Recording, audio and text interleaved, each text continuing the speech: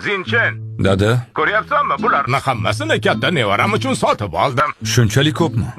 Buni ko'p deb o'ylaysanmi? Tepada joy qolmadi. Qayerga saqlashni bilmayapman. Ko'chada yana bir nechta mashina bor. Katta nevaramni o'yinchoqlarini saqlash uchun qo'shni dala hovlini ham sotib oldim. Bundan tashqari bu yerga o'yin maydoni ham quraman. O'g'limning kichkinaligidan hech qachon ko'ngildoshar bog'i bo'lmagan.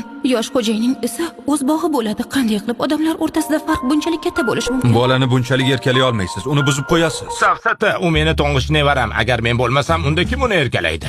Senga mana nima deyman, katta nevaram qaytganidan keyin menga hammadan yaqinroq bo'ladi.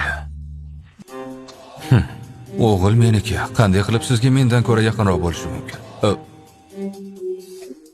Yordamchiyi, siz uchun topshirig'im bor.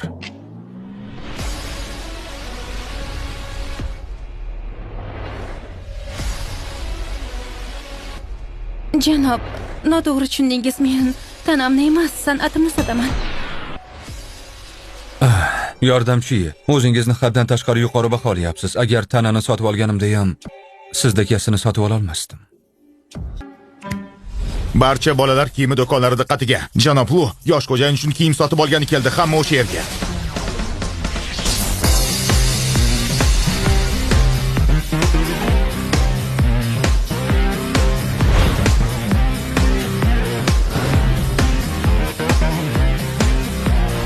Janob Lu, bu savdo markazidagi 6 yosh bolaga mos keladigan eng yangi kiyimlar. Yo xudoyim, nima balo ular savdo markazidagi butun kiyimlarni olib kelishdimi?